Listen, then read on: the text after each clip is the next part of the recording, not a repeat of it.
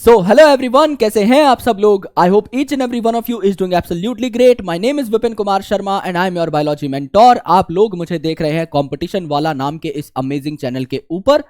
And आज हम लोग लेकर आए हैं एक बहुत ही ज्यादा इंटरेस्टिंग माइंड मैप, मेरे हाथों से ड्रॉ किया हुआ mind map of the chapter photosynthesis in higher plants. Now firstly it becomes really important to understand some basic concepts related to photosynthesis. आगे तो हम लोग काफी सारे डिस्कशन करते ही रहेंगे, बट इस चैप्टर की एक आउटलाइन लेना बहुत जरूरी है कि इस चैप्टर में हमें पढ़ना क्या होता है। So let's take a concrete outline और उसके बाद हम एनसीईआरटी के ऊपर बढ़ेंगे, एक एक पॉइंट को बहुत अच्छे तरीके से समझेंगे in the most concise manner possible, and then आपका ये चैप्टर हो जाएगा कंप्लीट। और सिर्फ 4 पन्नों के अंदर, अगर आप अपने नोट्स बनाते तो सिर्फ 2 पन्नों के अंदर आप इस चैप्टर को रिवाइज कर पाएंगे। इस बात की मैं आपको गारंटी देता हूं at the beginning of this video only. सबसे पहले बात करते हैं about the definition of photosynthesis, क्योंकि बायोलॉजी में किसी भी नाम के पीछे का कारण जानना बहुत जरूरी है। So what is photosynthesis, let's try to identify. और यहीं से हम अपने चैप्टर के डॉट्स को कनेक्ट करना स्टार्ट कर देंगे। ऑलराइट, सबसे पहला वर्ड जो है फोटोसिंथेसिस में, ये क्या है भैया? फोटो। और फोटो का मतलब क्या होता है? रिलेटेड टू सन, है ना, क्योंकि वहां से जो आपकी रेडिएशंस आती हैं वो आपके फोटॉन्स के फॉर्मेट के अंदर हमारे पास आती हैं। तो फोटो का मतलब होता है सनलाइट। एंड सिंथेसिस का मतलब क्या होता है? सिंथेसिस का मतलब होता है टू मेक, यानी बनाना, सिंथेसाइज करना। क्या बना रहे हो आप यहां पर? फूड बना रहे हो, क्योंकि प्लांट्स के अंदर फोटोसिंथेसिस होती है। प्लांट के भी ग्रीन प्लांट पार्ट्स के अंदर फोटोसिंथेसिस होती है। अगर एक बहुत ही ज्यादा अडल्ट प्लांट है और उसकी ब्राउन कलर की बार्क आपको देखने को मिल रही है, तो वहां पर फोटोसिंथेसिस नहीं होगा, हरी भरी पत्तियों के अंदर फोटोसिंथेसिस होगा। लेकिन अगर एक यंग प्लांट है जिसकी स्टेम भी हरी है, लीव्स भी हरी हैं, ब्रांचेस भी हरी हैं, तो उसका हर हरा पार्ट क्लोरोफिल कंटेन कर रहा होगा, तो वहां पर वो फोटोसिंथेसिस शो कर सकता है। तो यहां पर फूड का मतलब क्या है? अब हम फूड तो बनाएंगे फोटोसिंथेसिस में, लेकिन what is this food? This food is basically the organic compounds. This food is basically organic compound in nature. Now अगर आप जनरल डेफिनेशन लिखें फोटोसिंथेसिस की, तो क्या हो जाएगा? आप लाइट एनर्जी को ऑर्गेनिक कंपाउंड्स में, यानी केमिकल एनर्जी में कन्वर्ट कर रहे हैं। यानी आपने लाइट की एनर्जी को एब्जॉर्ब किया और उसको एब्जॉर्ब करके आपने केमिकल एनर्जी बना ली। अगर आप एक जेनेरिक रिएक्शन लिखते हैं यहां फोटोसिंथेसिस की, तो वो रिएक्शन क्या हो जाएगी? आप CO2 लेते हो which is inorganic in nature, आप वाटर लेते हो which is inorganic in nature, and आप इससे बनाते हो कार्बोहाइड्रेट, फॉर एग्जांपल ग्लूकोज। तो C6H12O6 में लिख लेता हूं, और साथ में निकल जाता है यहां पर ऑक्सीजन। और इस पूरे के पूरे प्रोसेस को डिराइव करने के लिए आपको क्या चाहिए मेरे दोस्त? सनलाइट चाहिए। इसीलिए इस प्रोसेस का नाम फोटोसिंथेसिस है। सनलाइट का मतलब है फोटो, एंड आपको चाहिए पिगमेंट, यानी कि chlorophyll and some other pigments also. तो यहां पे आपने इनऑर्गेनिक CO2, इनऑर्गेनिक वाटर को मिलाकर ऑर्गेनिक फूड तैयार किया है। यानी फोटोसिंथेसिस की एक डेफिनेशन क्या हो सकती है? To synthesize the organic food by utilizing inorganic resources. दूसरी डेफिनेशन क्या हो सकती है? The conversion of light energy into chemical energy is called as photosynthesis. Definition तो क्लियर है, प्लस यहां पर आपकी जो इक्वेशन है वो भी क्लियर है। इसको हम थोड़ा सा बैलेंस कर लेते हैं, बस दोस्त, इसको हम थोड़ा सा बैलेंस कर लेते हैं। ये जो CO2 है, इनका नंबर आपको करना है 6, क्योंकि यहां पर क्या हो रहा है? 6 कार्बन डाइऑक्साइड जब मिलेंगे तब जाके 6 कार्बन का ग्लूकोज आपको देखने को मिलेगा। प्लस यहां पर आप लिख सकते हैं 12H2O, जो कि यहां पर यूटिलाइज होंगे। देन यहां पर सनलाइट लगेगा, साथ में लगेगा आपका पिगमेंट, एंड देन बन जाएगा दोस्त आपका glucose, that is C6H12O6। Plus आपका अगर यहां पर 12 आप वाटर लिख रहे हो, तो 6 वाटर आपका यहां पर निकल जाएंगे, प्लस आपका निकलेगा ऑक्सीजन। अगर आप यहां पर 6 वाटर लिखते हो तो यहां पे 0 वाटर लिखोगे तो भी ये इक्वेशन बैलेंस हो जाएगी। दोनों की दोनों इक्वेशंस अपने आप में सही हैं। तो यहां पर फोटोसिंथेसिस के 2 इंपॉर्टेंट काम क्या है? Why is photosynthesis important? एक तो ये फूड बनाता है, this is the first work. Second, oxygen भी इससे इवॉल्व होता है। तो हम जिस ऑक्सीजन को लेते हैं सांस के थ्रू, वो ऑक्सीजन हमें प्लांट से मिलता है। इसीलिए कहा जाता है कि प्लांट्स उगाइए, पेड़ उगाइए। क्यों? क्योंकि एक तो ये CO2 को कंज्यूम कर रहा है, कार्बन डाइऑक्साइड हमारे लिए बहुत हार्मफुल है। काफी सारे बुरे बुरे रिसोर्सेज है जिनसे कार्बन रिलीज होता है। प्लांट क्या करता है, उस कार्बन को एब्जॉर्ब करता है और अपने स्ट्रक्चर में इंटीग्रेट कर लेता है, क्योंकि वो क्या बना रहा है, ग्लूकोज बना रहा है। अब ग्लूकोज आगे चल के क्या कर सकता है दोस्त, ग्लूकोज आगे चल के क्या कर सकता है, ये स्टोर हो सकता है in the form of starch, है ना। ये हम लोग खा सकते हैं, यानी कि ये जा सकता है किसी एनिमल के अंदर एज फूड, और या ये बना सकता है प्लांट का स्ट्रक्चर जैसे कि सेल्यूलोज।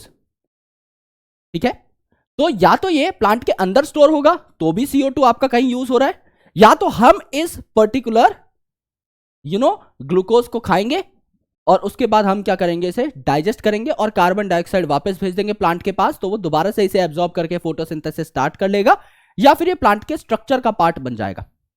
ठीक है, in all the cases CO2 आपका कम हो रहा है वातावरण से, एंड ऑक्सीजन मिल रहा है, क्योंकि जैसे जैसे फोटोसिंथेसिस होगी ऑक्सीजन की मात्रा आपकी बढ़ेगी वातावरण में, तो हम लोग भी सांस ले पाएंगे, वातावरण भी आपका शुद्ध होगा, राइट। और दुनिया के सारे जो हेट्रोट्रॉफ्स हैं, अब प्लांट जो कि खुद का खाना बना सकते हैं तो ऑटोट्रॉफिक है नेचर में, दुनिया के जितने भी हेट्रोट्रॉफिक ऑर्गेनिजम्स हैं जैसे एनिमल्स, वो आपका प्लांट के ऊपर ही डिपेंड करते हैं खाने के लिए। अब वो डायरेक्टली भी डिपेंड कर सकते हैं, इनडायरेक्टली भी डिपेंड कर सकते हैं। जैसे मैं हूं, अगर मैं धनिया खा रहा हूं, मैं आलू खा रहा हूं, मैं भिंडी खा रहा हूं, तो मैं डायरेक्टली प्लांट को कंज्यूम कर रहा हूं because I am an herbivore animal, तो I am depending upon the plant nutrients directly. लेकिन कोई शेर है जो बगल में बैठा है, वो मुझे कह रहा है खा ले बेटा भिंडी, तेरे को तो मैं ही खाऊंगा, यानी भिंडी का न्यूट्रिएंट घूम घुमाकर शेर के पास ही जाएगा। तो शेर मुझे खा रहा है लेकिन न्यूट्रिएंट तो उसे प्लांट वाले ही मिल रहे हैं, क्योंकि मेरे अंदर खुद सारी की सारी एनर्जी प्लांट से आई थी। तो जैसे मैं प्लांट के ऊपर डायरेक्टली डिपेंड कर रहा हूं, वैसे ही शेर प्लांट एनर्जी को ही ले रहा है, लेकिन इनडायरेक्टली किसी एनिमल के थ्रू। लेकिन अल्टीमेटली ऑटोट्रॉफ्स के ऊपर ही ये सारी दुनिया निर्भर करती है। सिमिलरली सन जो है, this is ultimate source of energy, क्योंकि सन की जब तक रेडिएशंस नहीं आएंगी, फोटोसिंथेसिस नहीं हो पाएगी, तो प्लांट ही जिंदा नहीं रह पाएगा। प्लांट जिंदा नहीं रह पाएगा तो कोई भी एनिमल भी जिंदा नहीं रह पाएगा। इसीलिए sun is the ultimate source of energy and autotrophs are the ultimate source of food, जो कि फूड साइकिल को चला करके रखते हैं। अब सबसे पहले इस चैप्टर के अंदर क्या आते हैं दोस्त, कुछ अर्ली एक्सपेरिमेंट्स आते हैं, कुछ ऐसे एक्सपेरिमेंट्स जिनसे हमें पता लगा कि फोटोसिंथेसिस में किन किन चीजों की जरूरत होती है। उन अर्ली एक्सपेरिमेंट्स को भी हम लोग देखेंगे, जैसे कि आपका वेरीगेटेड लीफ एक्सपेरिमेंट है ना। वेरीगेटेड लीफ एक्सपेरिमेंट में क्या है, ये आपकी एक लीफ है, इस लीफ को आपने क्या कर दिया, वेरीगेट कर दिया, यानी आधी लीफ को आपने कवर कर दिया और आधी लीफ को आपने एक्सपोज रखा है। अब इस आधी लीफ को आपने कवर कर दिया और आधी लीफ को आपने एक्सपोज रखा है। अगर आप यहां पर सनलाइट देते हो तो क्या होगा, ये जो आधी लीफ है इस पे तो सनलाइट जा ही नहीं पाएगी, क्योंकि इसको आपने कवर कर रखा है। So there is no light. If there is no light तो बिना फोटो के फोटोसिंथेसिस हो पाएगी क्या, तो फोटोसिंथेसिस यहां पर नहीं होगी, फोटोसिंथेसिस यहां पर नहीं होगी। अगर दोस्त यहां पर फोटोसिंथेसिस नहीं होगी तो क्या यहां पर ग्लूकोज बनेगा, ग्लूकोज आपका नहीं बनेगा। अगर यहां पर ग्लूकोज नहीं बना तो क्या ये स्टार्च के फॉर्मेट में स्टोर होगा, स्टार्च के फॉर्मेट में स्टोर नहीं होगा। तो क्या यहां पर स्टार्च का टेस्ट पॉजिटिव आएगा, भाई स्टार्च ही नहीं है तो स्टार्च टेस्ट पॉजिटिव कैसे आएगा, तो स्टार्च टेस्ट आपका नेगेटिव आएगा। अगर इस पार्ट के ऊपर आप आयोडीन डालते हो तो डीप ब्लू या ब्लैक कलर आपको देखने को नहीं मिलेगा। उल्टा केस देखो, यहां पर लीफ आपका एक्सपोज्ड है तो क्या लाइट यहां पर अच्छी खासी आएगी, बिल्कुल आएगी। अगर लाइट यहां पर अच्छी खासी आएगी तो क्या आपका फोटोसिंथेसिस होगा, बिल्कुल होगा। अगर फोटोसिंथेसिस होगा तो क्या आपका ग्लूकोज बनेगा, बिल्कुल बनेगा। अगर आपका ग्लूकोज बनेगा तो स्टार्च के फॉर्मेट में स्टोर होगा, बिल्कुल स्टोर होगा। क्या स्टार्च टेस्ट पॉजिटिव आएगा आयोडीन डालने पर, क्या डीप ब्लू ब्लैक कलर आएगा, बिल्कुल आएगा। स्टार्च टेस्ट आपका पॉजिटिव हो जाएगा। इस वेरीगेटेड लीफ एक्सपेरिमेंट से हमें क्या देखने को मिलता है कि अगर लाइट आ रही है तभी फोटोसिंथेसिस हो पाएगा, लाइट नहीं आ रही तो फोटोसिंथेसिस नहीं होगा, उससे रिलेटेड कोई भी कंपाउंड नहीं बनेगा। This is the first experiment. Second experiment is malls half leaf experiment. Mall नाम के साइंटिस्ट थे, उन्होंने क्या किया, एक टेस्ट ट्यूब ली और इस टेस्ट ट्यूब के अंदर एक पत्ती को डाल दिया, और ये पत्ती इस तरीके से डाली इस टेस्ट ट्यूब के अंदर कि आधी पत्ती आपकी बाहर थी, आधी पत्ती आपकी अंदर थी, और यहां पर इसे कर दिया भैया क्लोज, यहां पर इसे कर दिया भैया क्लोज, और इसके अंदर क्या डाल दिया टेस्ट ट्यूब के अंदर, इस टेस्ट ट्यूब के अंदर डाल दिया KOH सोक्ड कॉटन, यानी ऐसा कॉटन का टुकड़ा है इसके अंदर जिसमें आपने KOH लगा रखा है। अब KOH की खास बात क्या है, KOH आपका आसपास के पड़े हुए CO2 को एब्जॉर्ब कर लेता है, तो ये क्या करेगा, CO2 को एब्जॉर्ब कर लेगा, तो यहां पे इस पर्टिकुलर इलाके में CO2 आपका नहीं रह पाएगा, जबकि बाहर वाले इलाके में CO2 आपका प्रेजेंट है। अब according to the equation of photosynthesis हम लोगों ने क्या बोला, अगर आपका CO2 है तो आपका ग्लूकोज बनेगा, क्योंकि ग्लूकोज बना है कार्बन से। अगर कार्बन के लिए CO2 ही नहीं है हमारे पास तो भैया ग्लूकोज कैसे बनाओगे, तो ऊपर वाला जो पार्ट है जहां पर CO2 प्रेजेंट है यहां पर क्या बन जाएगा, ग्लूकोज बन जाएगा, फोटोसिंथेसिस होगी। अगर ग्लूकोज बनेगा ये स्टार्च के फॉर्मेट में स्टोर भी होगा, तो स्टार्च टेस्ट आपका पॉजिटिव भी आएगा। जबकि दूसरे केस में यहां पर CO2 है ही नहीं, अगर CO2 नहीं है तो क्या यहां पर ग्लूकोज बनेगा, नहीं बनेगा। क्या यहां पर स्टार्च बनेगा, नहीं बनेगा, और स्टार्च नहीं बनेगा तो स्टार्च टेस्ट नेगेटिव आएगा। यानी यहां पर हमें पता लगा कि light is important for photosynthesis. यहां पर दूसरे केस में हमें क्या पता लगा कि CO2 is important for photosynthesis. ये कुछ अर्ली एक्सपेरिमेंट्स थे। इनके अलावा कुछ और भी एक्सपेरिमेंट्स थे जो कि अलग अलग साइंटिस्ट ने करे। उन एक्सपेरिमेंट्स के बारे में और अच्छे से जानते हैं। The very first experiment which is truly interesting is done by Joseph priestly. Joseph priestly साहब ने एक एक्सपेरिमेंट किया है ना। प्रिस्टली साहब का जो एक्सपेरिमेंट था इसे हम क्या कहते हैं, बेल जार एक्सपेरिमेंट। यानी इन्होंने कुछ ऐसे जार लिए एक्सपेरिमेंट के लिए जो बेल जैसे दिखते थे, घंटी जैसे दिखते थे, तो इसे इन्होंने बोला बेल जार एक्सपेरिमेंट, है ना। अगर आप इन जार्स की शक्ल देखोगे कुछ ऐसे दिखाई देंगे, घंटी जैसे दिखाई देंगे। ऐसे 3 जार हम लोग बना लेते हैं। Let's try to find out कि बेल जार एक्सपेरिमेंट में क्या हुआ। ठीक है दोस्त, अब देखिए इन्होंने क्या किया, इन्होंने कहा कि भैया एक जो बेल जार है अगर मैं इसके अंदर जलती हुई मोमबत्ती रख देता हूं तो ये जलती हुई मोमबत्ती बहुत ज्यादा देर तक नहीं जलती, ये बुझ जाती है। क्यों बुझ जाती है आपको अच्छे तरीके से पता है। मोमबत्ती को जलने के लिए क्या चाहिए, ऑक्सीजन। अब बेल जार को आपने ढक दिया है उल्टा, तो लिमिटेड ऑक्सीजन है उसके अंदर, तो जब तक मोमबत्ती को ऑक्सीजन मिल रही है वो जलती रहेगी। जैसे ही बेल जार के अंदर का ऑक्सीजन खत्म हुआ मोमबत्ती आपकी बुझ जाएगी। दूसरा जो बेल जार है इसमें मैं बनाऊंगा एक डायनासोर जैसा दिखने वाला चूहा, क्योंकि मेरी राइटिंग तुम्हें पता है भाई, है ना। राइटिंग अच्छी है, ड्राइंग भी अपनी ठीक ठाक है, बट कम टाइम में हम लोग ऐसा ही चूहा बना सकते हैं जो बिल्ली जैसा दिख रहा है अभी भगवान की दया से। डायनासोर से ऊपर उठ चुका हूं अब मैं थोड़ा, but still it looks very bad but we need to accept it somehow. अब ये चूहा है, इसको भी जिंदा रहने के लिए सांस लेनी है, ऑक्सीजन चाहिए। अब ऑक्सीजन अगर लेगा तो आसपास का ऑक्सीजन खा जाएगा और यहां पर CO2 छोड़ छोड़ के दिक्कत कर देगा। पूरे चैम्बर के अंदर CO2 भर जाएगी, ये भी थोड़े टाइम के बाद सफोकेट होने लगेगा। अगर इसे टाइमली नहीं निकाला गया तो इसकी भी डेथ हो जाएगी। अब यहां पर प्रिस्टले साहब ने क्या किया, प्रिस्टले साहब जो कि डिस्कवरर थे ऑक्सीजन के भी, प्रिस्टले साहब ने डिस्कवर करी थी ऑक्सीजन। ठीक है, अब ऐसा नहीं है कि ऑक्सीजन की डिस्कवरी से पहले लोग सांस नहीं ले रहे थे। Joseph priestly was not an entrepreneur जिन्होंने बोला कि अरे क्या ले रहे हो भाई हवा में सांस अभी तक, ये लोग बेटर प्रोडक्ट लेके आए हूं, इससे सांस लो ना भाई।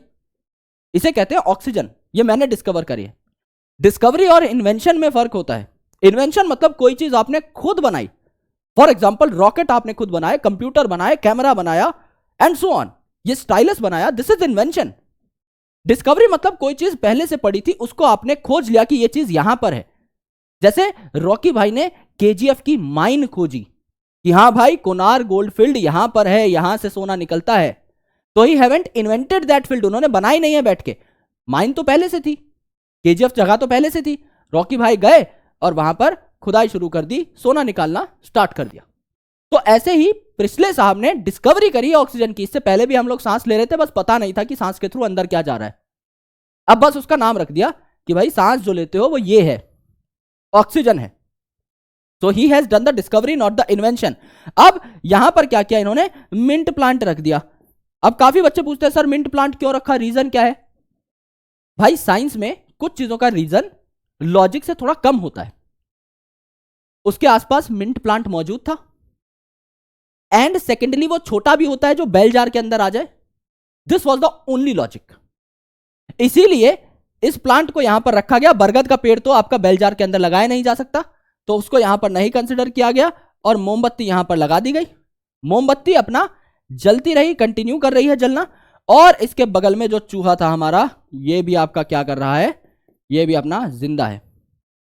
तो अब ये जो मोमबत्ती थी इसने ऑक्सीजन खत्म कर दिया, चूहा इसने ऑक्सीजन खत्म कर दिया। अब ये क्या है भाई, प्लांट ये आपका ऑक्सीजन दे रहा है इन दोनों चीजों को, और यहां से जो CO2 आ रहा था चूहे का, वो इस्तेमाल कर रहा है प्लांट फोटोसिंथेसिस करने के लिए। जहां पर प्रिस्टले साहब ने बताया कि ये जो कैंडल और चूहा है ये एयर की क्वालिटी को घटा देते हैं, ये एयर की क्वालिटी के साथ खिलवाड़ करते हैं, घटा देते हैं।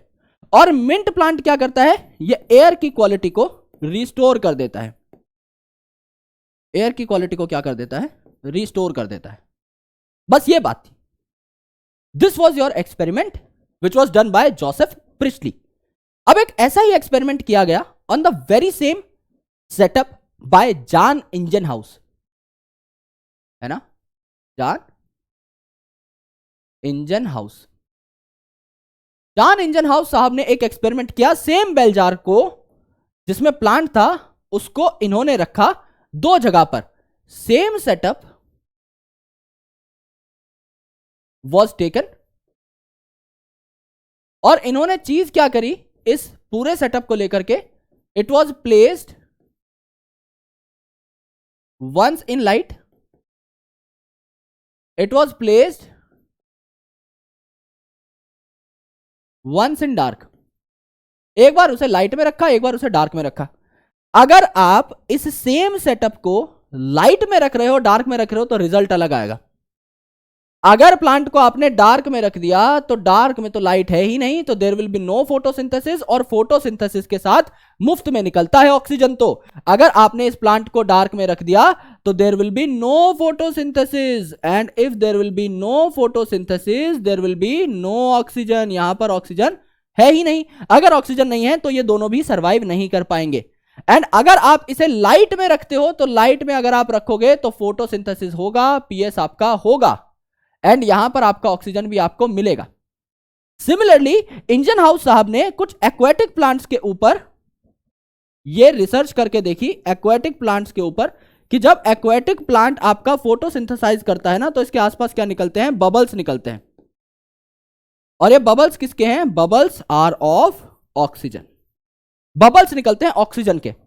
तो लैंड प्लांट में तो जब फोटोसिंथेसिस होती है ऑक्सीजन निकलता हुआ आप ट्रैक नहीं कर सकते, उसे नहीं देख पाओगे, लेकिन प्लांट में जो आपका एक्वाटिक प्लांट है उसके आसपास से बबल निकलते हुए आपको दिखेंगे, वो ऑक्सीजन के होते हैं।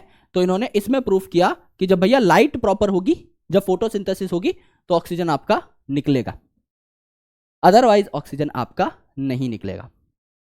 यानी लाइट भी इंपॉर्टेंट है, एयर तो इंपॉर्टेंट है ही, लाइट भी इंपॉर्टेंट है फॉर फोटोसिंथेसिस। ठीक है। इसके बाद एक एक्सपेरिमेंट आता है जो कि मेरा फेवरेट एक्सपेरिमेंट है। मैं हमेशा कहता हूं दिस वॉज एन एक्सपेरिमेंट जो बहुत कम रिसोर्सेज के साथ हुआ, लेकिन फिर भी इस एक्सपेरिमेंट ने फाड़ दिया गेम को। This experiment was done bye इंगलमैन, है ना, इंगलमैन्स एक्सपेरिमेंट। क्या क्या इन्होंने इंगलमैन्स एक्सपेरिमेंट में क्या हुआ, इन्होंने एक सिंपल प्रिज्म लिया, इन्होंने एक सिंपल प्रिज्म लिया और इस प्रिज्म के थ्रू क्या पास करा दी, व्हाइट लाइट पास करा दी। अगर आप व्हाइट लाइट को पास कराओगे तो क्या ये 7 स्पेक्ट्रल कंपोनेंट्स में टूट जाएगी, बिल्कुल टूट जाएगी। तो अगर आप देखोगे तो ये 7 स्पेक्ट्रल कंपोनेंट में टूट गई। समझ लो आपका V, देन I, है ना, B that is blue, G that is green, Y that is yellow, O that is orange, R that is red. VIBGYOR में टूटा। अगर भैया ये विबग्योर के अंदर टूट गया है, अगर ये विबग्योर के अंदर टूट गया है, तो यहां पर इन्होंने क्या रख दिया, एक प्लांट रख दिया, ग्रीन प्लांट रख दिया, है ना, ग्रीन एल्गी रख दिया बेसिकली। तो अलग अलग लाइट जो है जब इस एल्गी के ऊपर पड़ेंगी तो अलग अलग टाइप की फोटोसिंथेसिस होगी। किसी लाइट का ज्यादा इंपैक्ट होगा फोटोसिंथेसिस पे, किसी का कम। तो कुछ जगह इन्होंने देखा कि भैया ज्यादा फोटोसिंथेसिस हो रही है, ज्यादा फोटोसिंथेसिस हो रही है तो ज्यादा ऑक्सीजन निकलेगी। तो इन्होंने देखा ये जो ब्लू वाला रीजन है और ये रेड वाला रीजन है, इसके आसपास एरोबिक बैक्टीरिया खूब ही ग्रो करते हैं भैया, है ना। एरोबिक बैक्टीरिया का मतलब है ऐसे बैक्टीरिया जो ऑक्सीजन के पास आके ग्रो करते हैं। अगर ये यहां पर सबसे ज्यादा ग्रो कर रहे हैं रेड और ब्लू रीजन पे, इसका मतलब यहां पर ऑक्सीजन खूब सारी है। और ऑक्सीजन खूब सारी इसीलिए रिलीज हो रही है क्योंकि फोटोसिंथेसिस वहां पर सारी हो रही है, बहुत सारी, है ना। तो यहां पर ऑक्सीजन कब निकलेगा? जब फोटोसिंथेसिस ज्यादा होगी। इसका मतलब ब्लू और रेड रीजन में सबसे ज्यादा फोटोसिंथेसिस होती है, ब्लू एंड रेड रीजन में सबसे ज्यादा फोटोसिंथेसिस होती है। इसे हम क्या कहते हैं? Action spectra.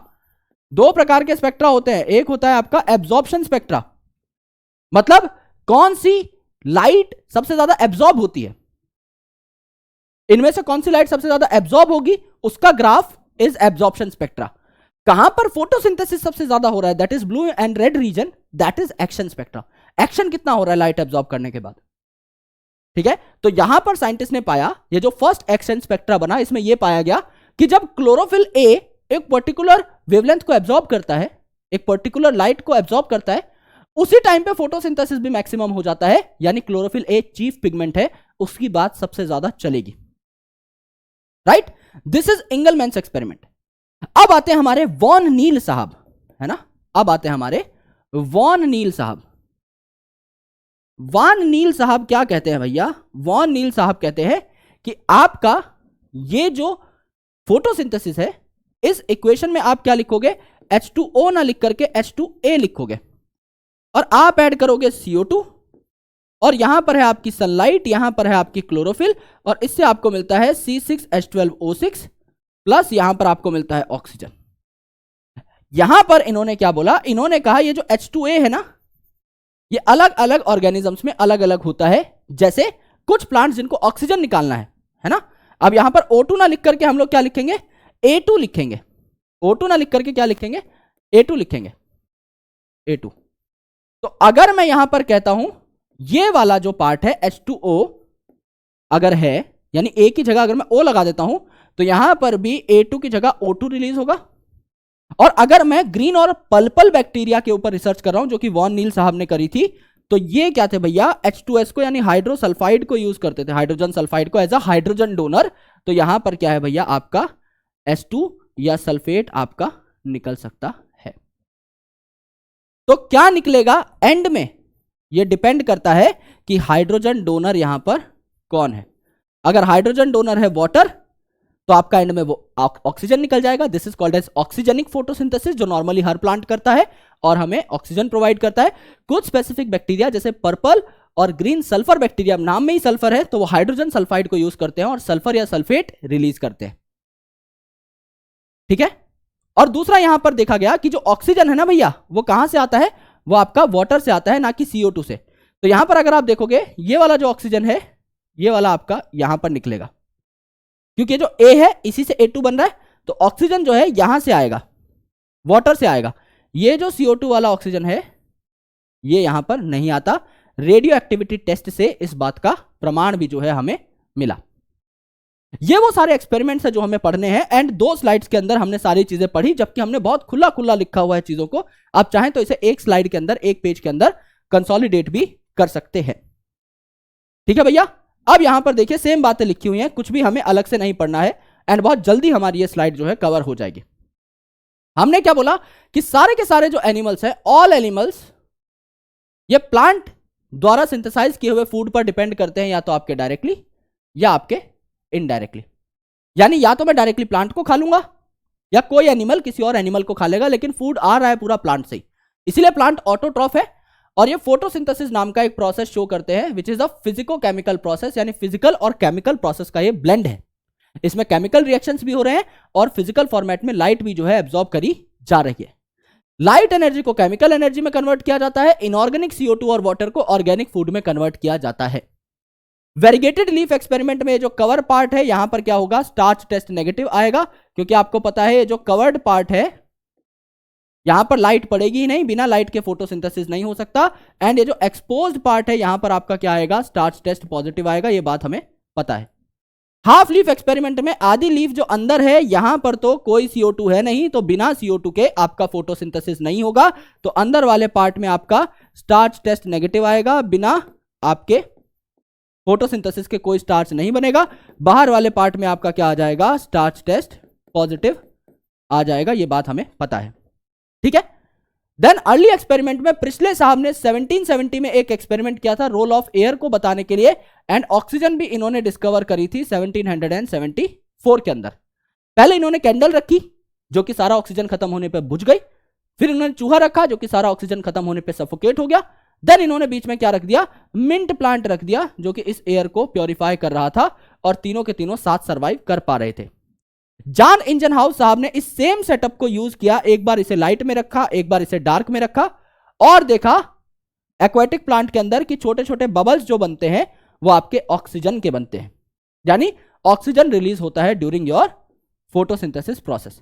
एक चीज हमने स्किप कर दी थी जो कि था आपका सैक साहब का research, that is Julius von Sachs, जिनका नाम आपने मिनरल न्यूट्रिशन में भी पढ़ा था, हाइड्रोपोनिक्स में।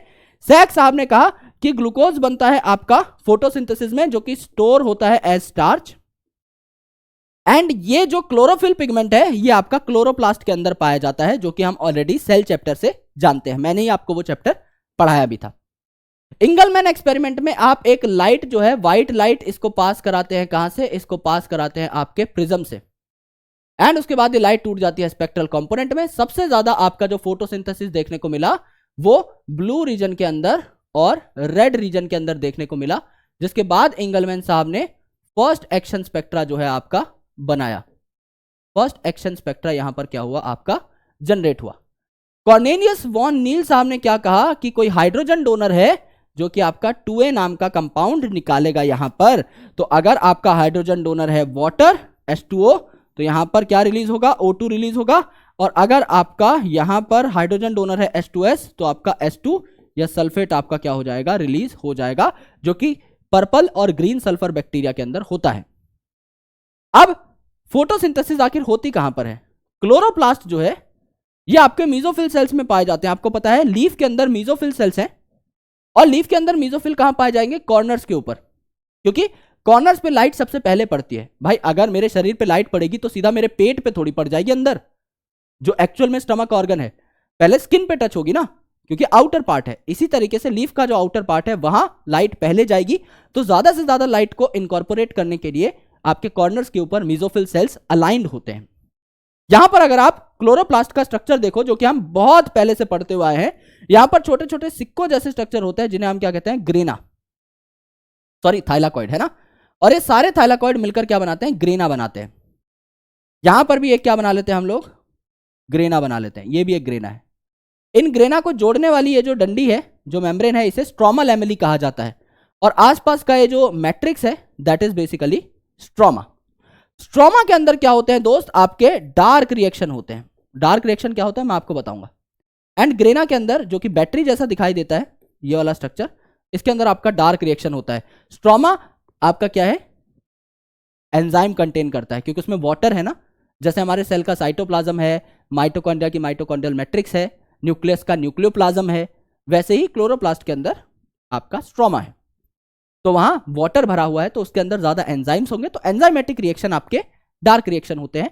लाइट रिएक्शन आपके क्या करेंगे, जो थाइलाकॉइड की मेम्ब्रेन है ना, इस मेम्ब्रेन के ऊपर आपके पिगमेंट पाए जाते हैं, ठीक है। तो ये पिगमेंट जो है ये आपकी लाइट को एब्जॉर्ब करेंगे। अब सबसे पहले it becomes really important to understand what are light reactions and what are dark reaction. इसको अगर आप समझ गए तो इस स्लाइड के बाद आपको बहुत ज्यादा मेहनत करने की जरूरत नहीं है, ठीक है। एक पार्ट हमारा चैप्टर का कंप्लीट हो जाएगा, light reaction, dark reaction. Light reaction क्या होता है, लाइट रिएक्शन का मतलब ऐसे रिएक्शन जो लाइट की प्रेजेंस में हो सकते हैं, है ना, यानी जब सूरज उगेगा उस टाइम पर कुछ चीजें आपकी स्टार्ट हो जाएंगी, कुछ रिएक्शंस आपके स्टार्ट हो जाएंगे। तो लाइट रिएक्शन में क्या होता है, दो ऐसी चीजें बनती हैं जो कि हमें आगे चाहिए कार्बोहाइड्रेट बनाने के लिए। दो चीजें क्या है वो दोस्त, एटीपी एंड NADPH। ये दो चीजें हमें चाहिए जो कि किस में काम आएंगी, डार्क रिएक्शन में काम आएंगी। इनके बिना डार्क रिएक्शन नहीं हो सकता। तो अगर आपको कार्बोहाइड्रेट बनाना है, अगर आपको फूड बनाना है, तो आपको इस एटीपी और NADPH को बनाना होगा वाया लाइट रिएक्शन, जिससे आगे चल के डार्क रिएक्शन कर पाए। अब ये लाइट रिएक्शन क्या है और इसमें क्या क्या प्रोसेसेस होते हैं, पहले ये समझ लेते हैं। भाई लाइट रिएक्शन जैसा कि नाम बता रहा है, यहां पर आपका सबसे पहले क्या होगा, एब्जॉर्प्शन ऑफ लाइट, यानी अगर आपके सूरज भैया उगे हुए हैं तो पहले तो उस लाइट का एब्जॉर्प्शन होगा। Second important thing, splitting of water, water split होगा, क्यों होगा वो मैं आपको बताऊंगा। स्प्लिटिंग ऑफ वाटर, अगर वाटर स्प्लिट होगा तो क्या निकलेगा, ऑक्सीजन निकलेगा, तो O2 आपका इवॉल्व होगा, and then at the end आपका क्या बनेगा, ATP एंड NADPH बनेंगे, जो कि डार्क रिएक्शन में काम आएंगे। राइट, ये हमें बनाने थे, ये सबसे इंपॉर्टेंट चीज है। तो जैसे ही लाइट आएगी, है ना, यहां पर देखिए, यहां पर सूरज भैया हैं हमारे, जैसे ही लाइट आएगी, अब अलग अलग टाइप के फोटो सिस्टम्स होते हैं, है ना।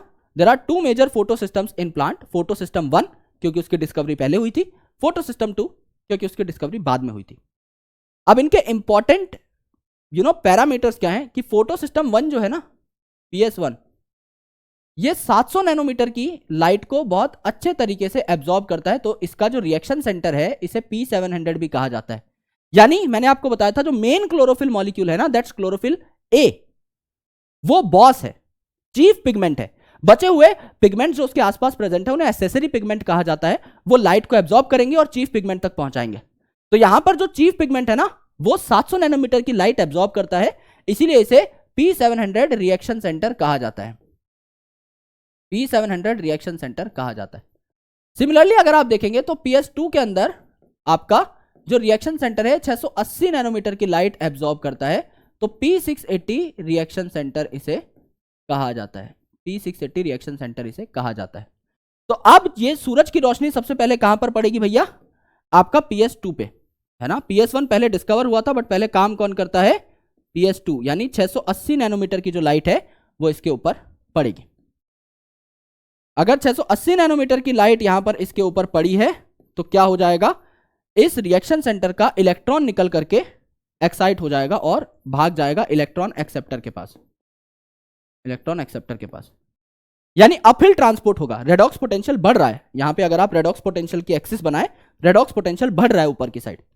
लेकिन इसके बाद क्या होता है दोस्त, इसके बाद आपके और इलेक्ट्रॉन एक्सेप्टर जो है ये यहां पर आते हैं, electron acceptor 1, electron acceptor 2, electron acceptor 3, इनके थ्रू भी आपका डाउनहिल इलेक्ट्रॉन क्या करता है, ट्रांसपोर्ट करता है। तो यहां से आपका क्या हुआ, इलेक्ट्रॉन निकला और ये आपका आगे ट्रांसपोर्ट हो गया। अब यहां तो इलेक्ट्रॉन की कमी हो गई भाई, रेडिएशन तो आती रहेंगी, यहां से इलेक्ट्रॉन निकलते रहेंगे, आगे ट्रांसपोर्ट होते रहेंगे, वापस आएंगे नहीं मुड़ के, तो यहां तो इलेक्ट्रॉन का लॉस हो जाएगा। इस इलेक्ट्रॉन के लॉस को बचाने के लिए यहां पर क्या होता है, वाटर पाया जाता है।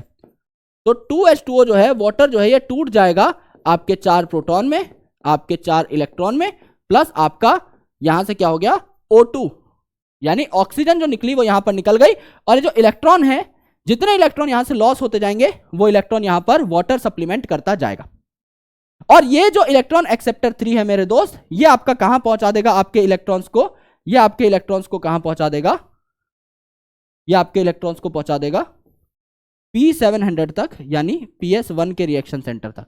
अब हमें इसे भी एक्टिवेट करना है, P700 को भी एक्टिवेट करना है, तो यहां से क्या आएगी, आपकी लाइट आ जाएगी, और ये कैसी है, 700 नैनोमीटर की, क्योंकि इस रिएक्शन सेंटर को एक्टिवेट करने के लिए हमें 700 नैनोमीटर की लाइट चाहिए। तो यहां पर क्या हुआ, एक इलेक्ट्रॉन आया यहां से, और यही इलेक्ट्रॉन आपका ऊपर उछल जाएगा, तो इसमें कोई लॉस नहीं हुआ इलेक्ट्रॉन का, इसमें कोई लॉस नहीं हुआ। यहां से इलेक्ट्रॉन गया किसी और के पास, तो यहां लॉस ऑफ इलेक्ट्रॉन है, यहां तो एक इलेक्ट्रॉन आया, एक इलेक्ट्रॉन गया, इसको कोई एज इट इज लॉस नहीं हुआ, ये इलेक्ट्रॉन चला जाएगा इलेक्ट्रॉन एक्सेप्टर के पास। एंड इलेक्ट्रॉन एक्सेप्टर के पास जाने के बाद ये कुछ और इलेक्ट्रॉन एक्सेप्टर्स के पास जाता है, EA1, EA2, जो बेसिकली क्या है, गुड इलेक्ट्रॉन कैरियर्स हैं, जैसे साइटोक्रोम्स और आपका फेराडॉक्सिन्स वगैरह।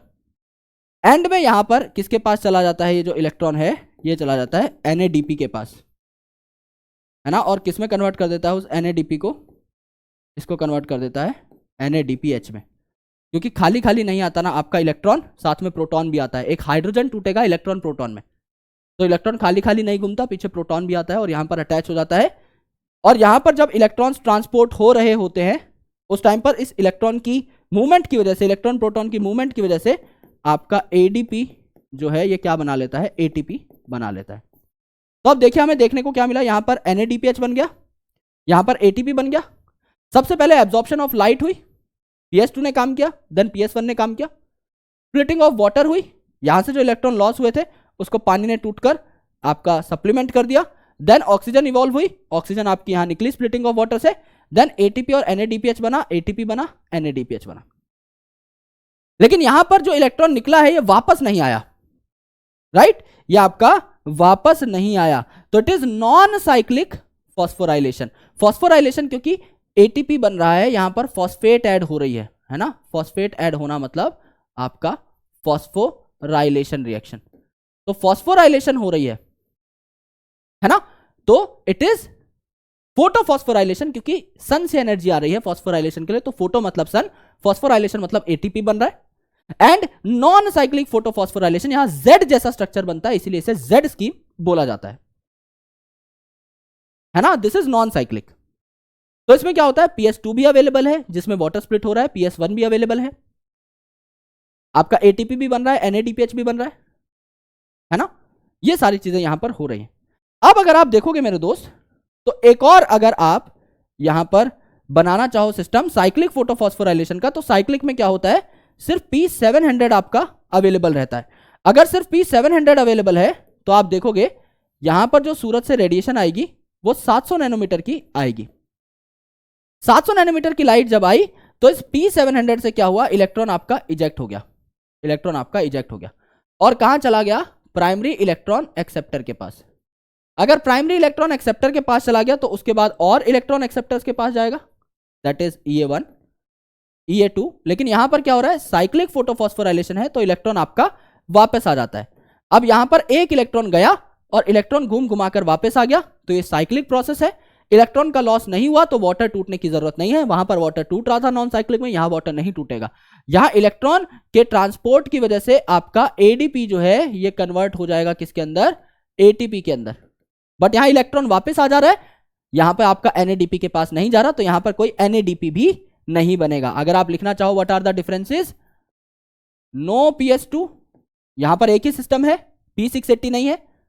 दूसरा अगर आप देखो no water split, no water split, कोई पानी स्प्लिट नहीं हुआ, पानी स्प्लिट नहीं हुआ तो ऑक्सीजन भी नहीं निकलेगा, ऑक्सीजन कहां से निकल रहा था, पानी से ही निकल रहा था। प्लस यहां पर अगर आप देखोगे तो क्या हुआ, आपका सिर्फ ATP बन रहा है, NADPH भी नहीं बना, NADPH भी आपका नहीं बना। ये डिफरेंस है साइक्लिक और नॉन साइक्लिक फोटोफॉस्फोराइलेशन में। तो यहां पर क्या बनता है, ATP भी बनता है, यहां पर NADPH भी बनता है, यहां पर सिर्फ और सिर्फ ATP बनता है, कोई NADPH नहीं बनता। यहां से आप क्या कंक्लूड कर सकते हो, ATP 2 जगह बन रहा है, NADPH 1 जगह बन रहा है, ठीक है। ये अगर आप स्ट्रक्चर देखोगे तो यहां पर आपका नॉन साइक्लिक फोटोफॉस्फोराइलेशन जो है यहां होता है, और ये जो स्ट्रोमा लैमेली है ना, यहां पर आपका साइक्लिक फोटोफॉस्फोराइलेशन आपको देखने को मिलता है। स्ट्रोमा लैमेली में ये रिएक्शन होता है। तो ATP 2 जगह बन रहा है और NADPH 1 जगह, तो ATP कंपैरेटिवली ज्यादा बना, NADPH कंपैरेटिवली कम बना। अब ये जो NADPH और ATP बने हैं ये चले जाएंगे डार्क रिएक्शन के अंदर। अब डार्क रिएक्शन का मतलब ये नहीं है कि ये रिएक्शन डार्क में होंगे, अंधेरे में होंगे, नहीं। डार्क रिएक्शन का मतलब ये है कि these reactions will depend upon the product of light reaction. Light reaction में जो ATP और NADPH बने उन पे डिपेंड करेगा डार्क रिएक्शन। समझ लो एक पेड़ है और सुबह 11 बजे लाइट आई तो उसने ATP बनाना स्टार्ट कर दिया। जैसे ही ATP और NADPH बने तब के तब डार्क रिएक्शन स्टार्ट हो जाएगा, दोपहर 11 बजे ही, दोपहर 12 बजे ही। इट इज नॉट नेसेसरी कि डार्क में ही हो, बट इसका नाम लाइट था तो इसका नाम डार्क रख दिया।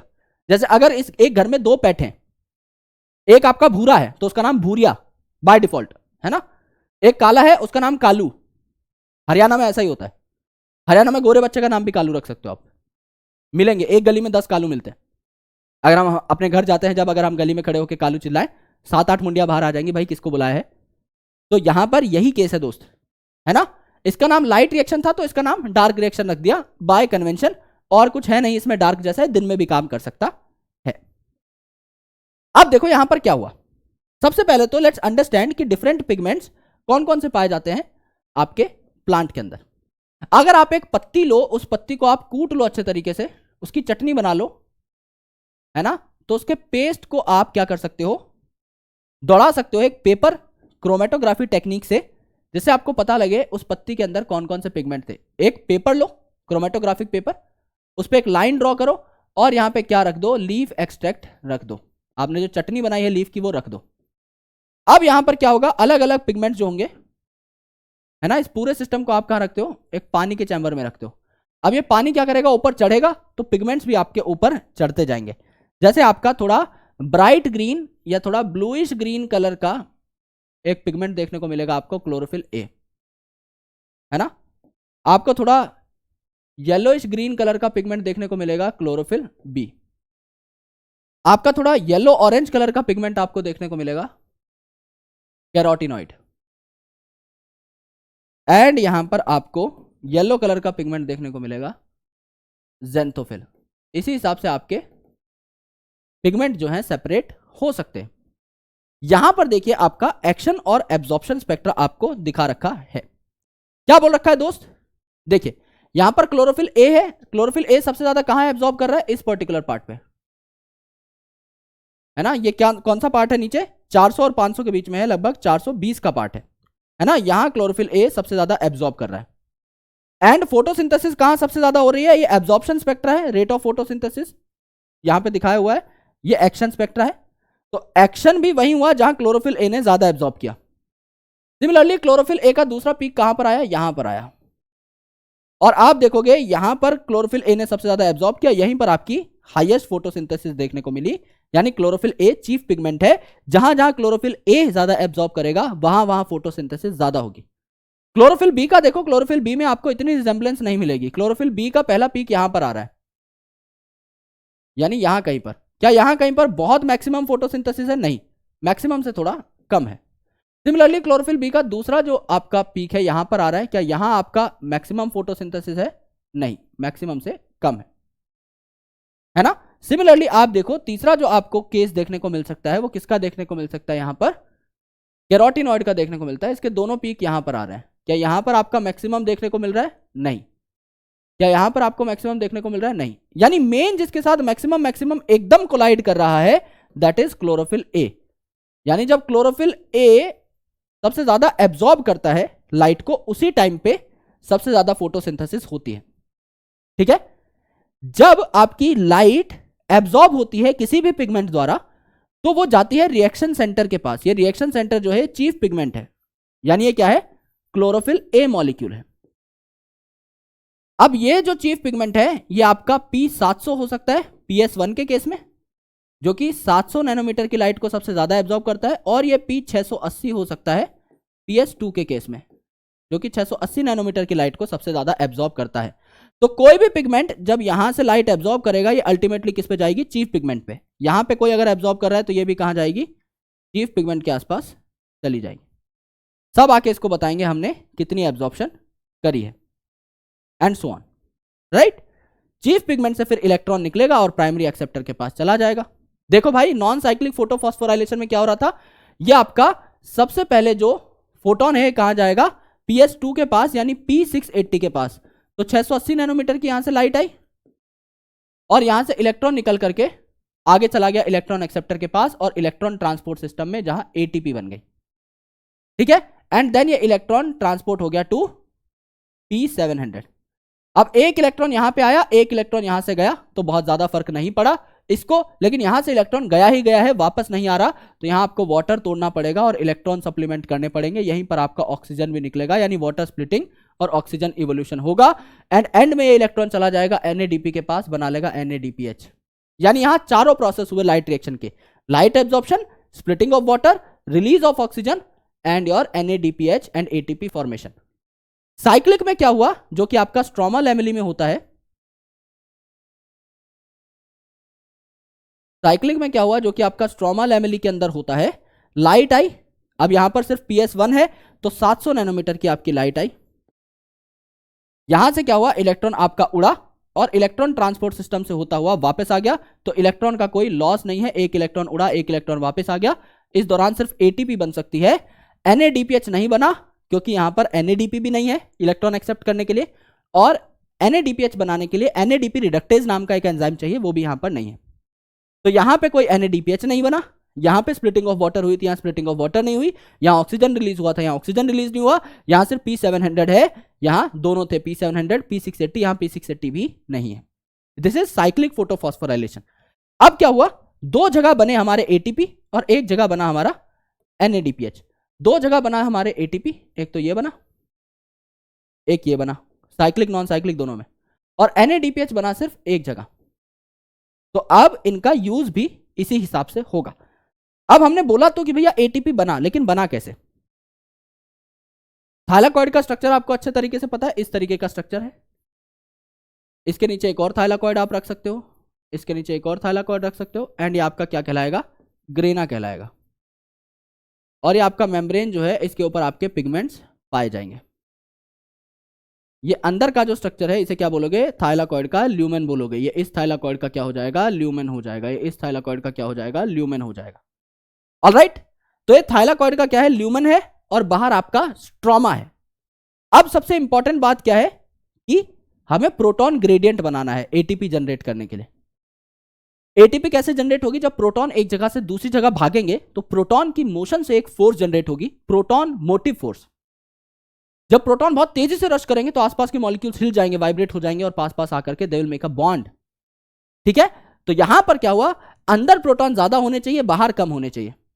तो बाहर प्रोटॉन कम करने के लिए हमने क्या किया, बाहर जो फ्री प्रोटॉन्स थे इन्हें NADP के साथ एसोसिएट करके NADPH बना दिया, यानी प्रोटॉन अब बाइंड हो गया NADPH बनाने के लिए, तो फ्री प्रोटॉन की मात्रा घट गई। अंदर की साइड क्या हुआ, अंदर की साइड PS2 में वाटर टूटता है। अगर वाटर टूट रहा है तो यहां पे क्या बनेंगे? प्रोटॉन, इलेक्ट्रॉन और ऑक्सीजन बनेगा। तो यहां पर प्रोटॉन क्या हो जाते हैं? वाटर टूटने की वजह से जमा हो जाते हैं। प्लस जब इलेक्ट्रॉन ट्रांसपोर्ट होता है तो काफी बार हाइड्रोजन कैरियर को भी इलेक्ट्रॉन दे दिए जाते हैं, क्योंकि हाइड्रोजन से ही प्रोटॉन और इलेक्ट्रॉन जनरेट होते हैं। तो इलेक्ट्रॉन तो वो इलेक्ट्रॉन ट्रांसपोर्ट सिस्टम में भेज देगा, है ना? इलेक्ट्रॉन तो आपके कहां चले जाएंगे? इलेक्ट्रॉन ट्रांसपोर्ट सिस्टम में। प्रोटॉन क्या करेंगे? अंदर की साइड पंप कर दिए जाएंगे।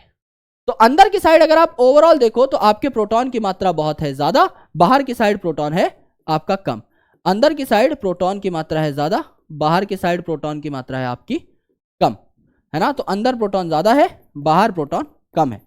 अब आपको पता है प्रोटॉन क्या करेगा? High concentration to lower concentration जाएगा, बट हलवा तो बट नहीं रहा है भाई। High concentration to low concentration जाएगा, पता है, लेकिन चार्ज मॉलिक्यूल है ना, तो प्लाज्मा मेम्ब्रेन तो इसको डायरेक्टली पास नहीं होने देगी। चार्ज मॉलिक्यूल को प्लाज्मा मेम्ब्रेन तो अलाउ नहीं करती पास होने के लिए। तो इसको एक प्रोटीन चाहिए जिसे हम कहते हैं चैनल प्रोटीन या carrier protein. This is called as CF0 particle, जो कि इस प्रोटॉन को पास कराएगा। एंड इसी के साथ एसोसिएटेड है एक CF1 पार्टिकल। CF1 पार्टिकल को ATP सिंथेज भी कहा जाता है, ATP बनाने में हेल्प करता है। जब प्रोटॉन बहुत तेजी से मूव करेंगे तो ADP और PI जो यहां पर प्रेजेंट होगी ATP में कन्वर्ट हो जाएगी। This particular hypothesis of ATP generation is called as the chemiosmotic hypothesis. इसको हम लोग आगे भी पढ़ते हैं रेस्पिरेशन वाले चैप्टर में। It is called as chemiosmotic hypothesis and it was given by Peter Mitchell. Peter Mitchell साहब ने ये थ्योरी जो है दी थी। तो बाहर के प्रोटॉन चाहे कम कर दो, चाहे अंदर के प्रोटॉन बढ़ा दो, ग्रेडियंट बनना चाहिए, डिफरेंस बनना चाहिए। डिफरेंस हमारा बन गया एंड दैट्स व्हाई हम लोग इसको अच्छे तरीके से केटर कर पाए, ATP आपकी जनरेट हो गई। तो अब ATP बना ली, NADPH बना लिया, अब करें तो क्या करें, है ना? पहले एक एम्प्टी स्लाइड में देख लेते हैं कि करना क्या है। ATP और NADPH तो बन गया, अब करेंगे क्या इसका? अब हमें, अभी तक हमने कार्बोहाइड्रेट तो बनाया नहीं है जो कि हमारा सोल पर्पस था। अब हमें कार्बोहाइड्रेट तैयार करना है। अब हमें CO2 से क्या बनाना है भैया? कार्बोहाइड्रेट बनाना है। तो there are 2 different kind of plants जो कि ये काम कर सकते हैं। एक प्लांट है आपका C3 प्लांट, एक प्लांट है आपका C3 प्लांट, दूसरा प्लांट जो इसे हम कहते हैं C4 प्लांट। इनका नाम ऐसे क्यों पड़ा, सबसे पहले तो ये जान लेते हैं। C3 प्लांट इसका नाम इसीलिए पड़ा क्योंकि यहां जो फर्स्ट स्टेबल प्रोडक्ट बनता है, फर्स्ट स्टेबल प्रोडक्ट जो बनता है उसमें 3 कार्बन्स होते हैं, उसमें 3 कार्बन्स होते हैं। और यहां फर्स्ट स्टेबल जो प्रोडक्ट बनता है, फर्स्ट स्टेबल प्रोडक्ट जो होता है, यहां सिर्फ 4 कार्बन्स होते हैं। तो 4, तो इसे C4 बोला, 3 कार्बन, तो इसे C3 बोला। ये 3 कार्बन का जो मॉलिक्यूल है इसे हम क्या कहते हैं, 3PGA यानी फॉस्फोग्लिसरिक एसिड, 3PGA। और यहां जो 4 कार्बन का प्रोडक्ट बनता है इसे हम बोलते हैं OAA, that is oxalo acetic acid. ठीक है दोस्त, ऑक्सैलो एसिटिक एसिड। अब देखिए साइंटिस्ट का ये मानना था कि एक CO2 आप लेके आ रहे हो एटमॉस्फेयर से और उसके ऊपर आप एक एक्सेप्टर ऐड कर रहे हो, तो 3 कार्बन का एक प्रोडक्ट बन रहा है, ये फॉस्फोग्लिसरिक एसिड बन रहा है। तो ये X में कितने कार्बन होने चाहिए भाई, 2 कार्बन होने चाहिए। साइंटिस्ट ने बोला 1 carbon plus 2 carbon is equal to 3 carbon. Scientist को ये लगा, बट क्या ये थ्योरी सही निकली? नहीं। साइंटिस्ट को जानकर हैरानी हुई, ये जो CO2 है इस पे 5 कार्बन का एक एक्सेप्टर लगता है जिसे हम बोलते हैं RUBP, राइबुलोज बिसफॉस्फेट, है ना। तो यहां पर ये 5 कार्बन का हुआ, यहां ये आपका 1 कार्बन का हुआ, और ये जुड़ करके क्या बनाते हैं, 6 कार्बन का एक अनस्टेबल प्रोडक्ट बनाते हैं। अब ये इंपॉर्टेंट टर्म है, ये अनस्टेबल है। तो ये 6 कार्बन का अनस्टेबल प्रोडक्ट फटाफट क्या करता है, 2 मॉलिक्यूल्स में टूट जाता है 3-3 कार्बन के, और इस 3 कार्बन के प्रोडक्ट को क्या बोला, 3PGA। तो एक्चुअल में जो 3 कार्बन का प्रोडक्ट हमें दिखाई दे रहा था, पहला स्टेबल प्रोडक्ट है, लेकिन एक्सेप्टर 5 कार्बन का है। यहां पर जो थ्योरी है वो एकदम सही बैठती है। भाई आपका एक CO2 है, इसको आप एक एक्सेप्टर पे लगाओगे तो 4 कार्बन का पहला स्टेबल प्रोडक्ट बनेगा, तो X आपका कैसा होना चाहिए, 3 कार्बन का होना चाहिए। यहां पे ये थ्योरी करेक्ट है। यहां पे पेप नाम का एक केमिकल होता है ना। तो एक CO2 का कार्बन प्लस पेप यानी फॉस्फोइनॉल पायरुवेट, फॉस्फोइनॉल पायरुवेट है ना, तो PEP, ये आपके 3 कार्बन हो गए। इन्होंने जुड़ करके क्या बना लिया, ऑक्सैलो एसिटिक एसिड बना लिया 4 कार्बन का। तो यहां आपकी ये जो एक्सेप्टर वाली थ्योरी है ये सही बैठ गई। ठीक है, यहां आपका 5 कार्बन का एक्सेप्टर है, यहां आपका 3 कार्बन का एक्सेप्टर है। ठीक है, अब देखिए यहां पर अगर आप C3 प्लांट को देखें तो C3 प्लांट की स्ट्रेटजी क्या होती है, ये अगर इनका लीफ है और इसके अंदर स्टोमेटा है, तो स्टोमेटा क्या करता है, गैसियस एक्सचेंज कराता है। तो ये क्या करते हैं, स्टोमेटा को बार बार खोलते हैं। बार बार क्यों खोलते हैं, जिससे CO2 अंदर आ जाए। तो अगर इन्हें 20 बार CO2 की जरूरत है तो 20 बार स्टोमेटा खोलेंगे, लेकिन इस दौरान इनका जो वाटर है वो भी उड़ेगा। भाई अगर 20 बार स्टोमेटा खोल रहे हैं तो H2O भी तो उड़ेगा ना। तो इसीलिए ये वाटर को कंजर्व नहीं कर पाते, इसीलिए ये हायर टेम्परेचर वाले इलाकों में नहीं रह पाते। मीन टेम्परेचर जहां पे 25 डिग्री सेल्सियस है वहीं पर ये रह पाते हैं। इसीलिए हायर तापमान में नहीं रह पाते, क्योंकि हायर टेम्परेचर पे चाहिए कि हम वाटर कंजर्व करें। ये तो बार बार स्टोमेटा खोल के खड़ा हो जाता है, ये तो कंजर्व नहीं कर पाएगा।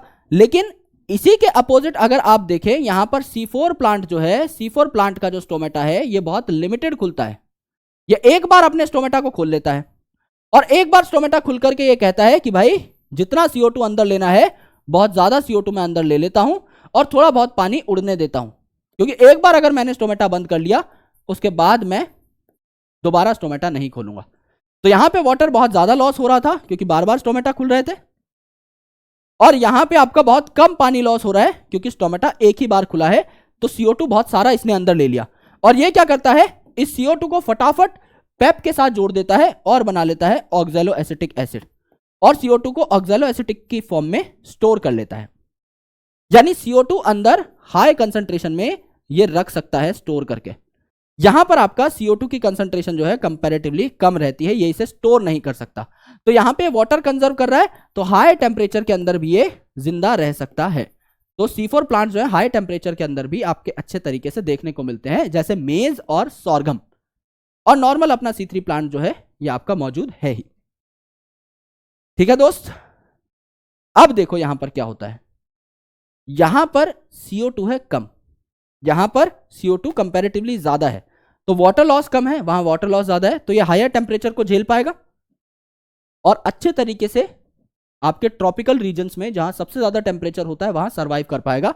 ये आपके ऐसे इलाकों में पाए जाएंगे जहां टेम्परेचर थोड़ा सा कम है कंपैरेटिवली, क्योंकि पानी को इतना प्रिजर्व नहीं करते। अब देखते हैं कि भैया इन साइकिल्स में हुआ क्या।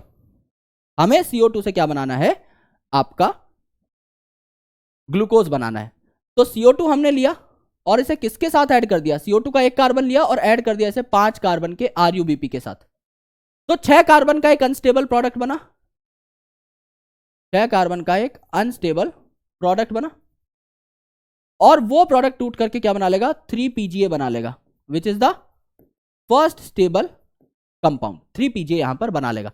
तो पहला स्टेप जो हुआ केल्विन साइकिल का या C3 साइकिल का, ये क्या है, कार्बोक्सिलेशन, जहां आप कार्बोक्साइल या फिर आप कार्बन डाइऑक्साइड ऐड कर रहे हो, कार्बोक्सिलेशन, ये फ्री स्टेप है।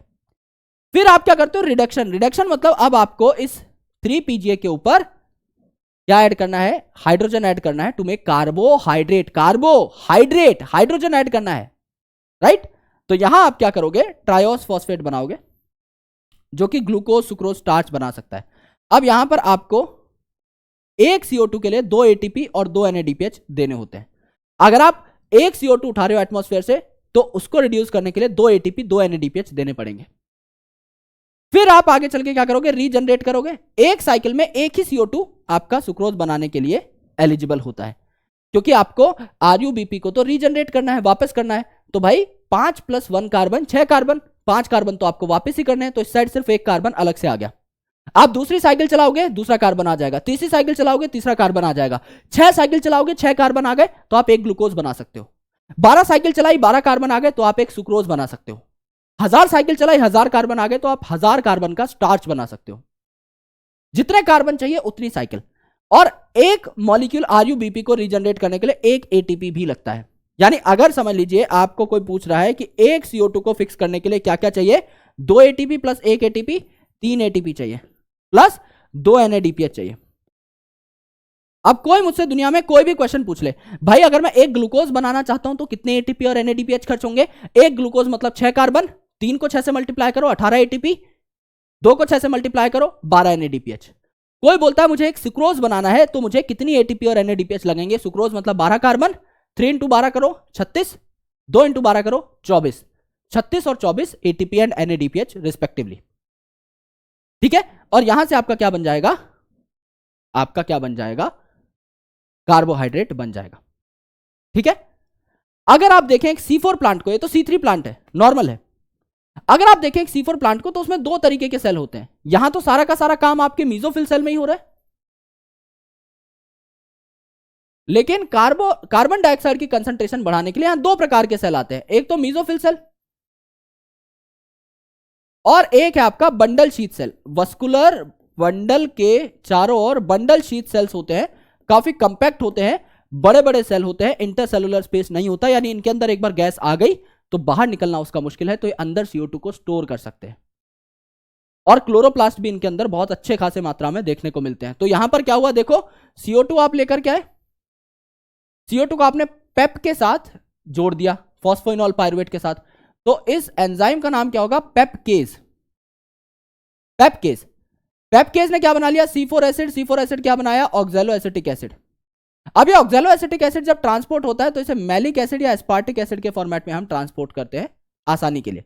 ये C4 एसिड पहुंच जाएगा बंडल शीथ सेल में, जिससे कि गैस लीक ना हो, और यहां पर ये C4 एसिड आके CO2 को रिलीज कर देगा अंदर, और C3 एसिड जो था, जो फॉस्फोइनॉल पायरुवेट था, ये आपका वापस चला जाएगा, ये आपका रिसाइकल हो जाएगा।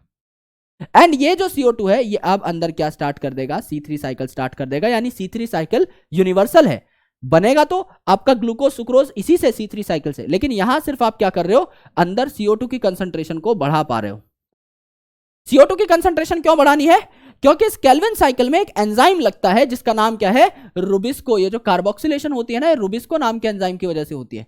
रुबिस्को मतलब राइबोलोज बिसफॉस्फेट कार्बोक्सिलेज ऑक्सीजनेज। ये दुनिया का सबसे अबंडेंट एंजाइम है, क्यों, क्योंकि कार्बन डाइऑक्साइड के साथ भी एक्ट कर सकता है, ऑक्सीजन के साथ भी, ठीक है। तो यहां पर देखो, अगर कार्बन डाइऑक्साइड की मात्रा ज्यादा है तो एक कार्बोक्सिलेशन एक्टिविटी दिखाएगा, लेकिन अगर ऑक्सीजन की मात्रा ज्यादा है तो ये आपका गड़बड़ कर देता है। अगर समझ लो भैया, यहां पर क्या था, 5 कार्बन का RuBp था, 5 कार्बन का RuBp था, और इसके ऊपर ऐड हो रहा है CO2। CO2 की मात्रा अगर ज्यादा है तो क्या बन रहा है, 6 कार्बन का एक अनस्टेबल प्रोडक्ट बन रहा है, जो कि 2 मॉलिक्यूल बना रहा है 3 कार्बन के एक प्रोडक्ट के, जिसका नाम है PGA, ठीक है। यहां से क्या होता है दोस्त, यहां से आपके बहुत सारे काम बन जाते हैं। यहां से आप ग्लूकोज वगैरह सिंथेसाइज कर सकते हो, ग्लूकोज को तोड़ के आप एटीपी वगैरह निकाल सकते हो। लेकिन अगर समझ लो कि CO2 की मात्रा ज्यादा नहीं है और ऑक्सीजन की मात्रा ज्यादा है, तो 5 कार्बन का जो RuBP है किसके साथ एक्ट करेगा? ऑक्सीजन के साथ। अब यहां तो कोई कार्बन नहीं है, तो 5 ही कार्बन है हमारे पास RuBP वाले, तो 5 कार्बन में क्या बनेगा? एक तो 3 कार्बन की चीज बनेगी फॉस्फोग्लिसरिक एसिड, और दूसरी चीज बनेगी आपकी 2 कार्बन की, जिसे हम कहते हैं फॉस्फोग्लाइकोलेट। अब ये फॉस्फोग्लाइकोलेट किसी काम का नहीं है। ये फॉस्फोग्लाइकोलेट एक वेस्ट है, ना तो ये एटीपी बनाता है, ये बनी हुई एटीपी को भी खर्च करवा देता है, ना ये आपका कार्बोहाइड्रेट बनाता है, ना ये ग्लूकोज बनाता है, तो ये वेस्ट है। तो जब ऑक्सीजन ज्यादा हो जाता है और CO2 कम हो जाता है, तो एक वेस्टफुल प्रोसेस स्टार्ट हो जाता है जिसे हम कहते हैं फोटो रेस्पिरेशन, और ये फोटो रेस्पिरेशन वेस्ट है।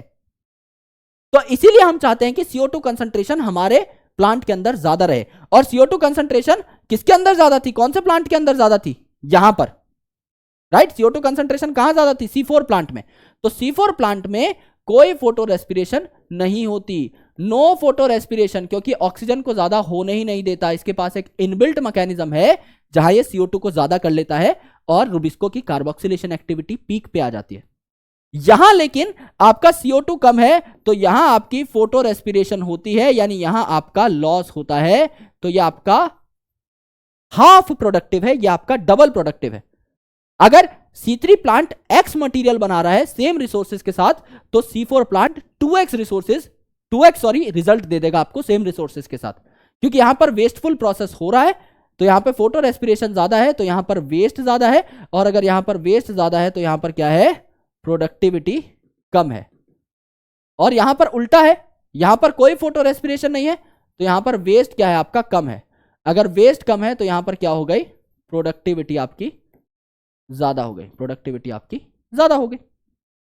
तो C4 plants are more productive. तो यहां पर आप देखो पेप्केज आपका एंजाइम प्रेजेंट है, लेकिन यहां पर कोई कार्बन डाइऑक्साइड की फिक्सेशन नहीं हो रही, यानी रुबिस्को यहां पर एब्सेंट है, ठीक है। और यहां पर अगर आप देखो केल्विन साइकिल चल रही है, यानी रुबिस्को यहां पर प्रेजेंट है, और यहां पर पेप्केज आपका क्या होगा? बंडल शीट सेल के अंदर एब्सेंट होगा, राइट। ये आपका हमारा क्या था? C3C4 पाथवे थी। अब देखो भैया फोटो रेस्पिरेशन क्या होती है, मैंने आपको क्या बताया यहां पर। फोटो रेस्पिरेशन में क्या है?